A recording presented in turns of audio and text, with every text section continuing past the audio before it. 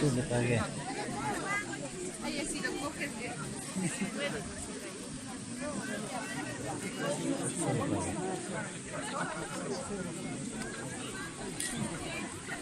¿Qué le pagué?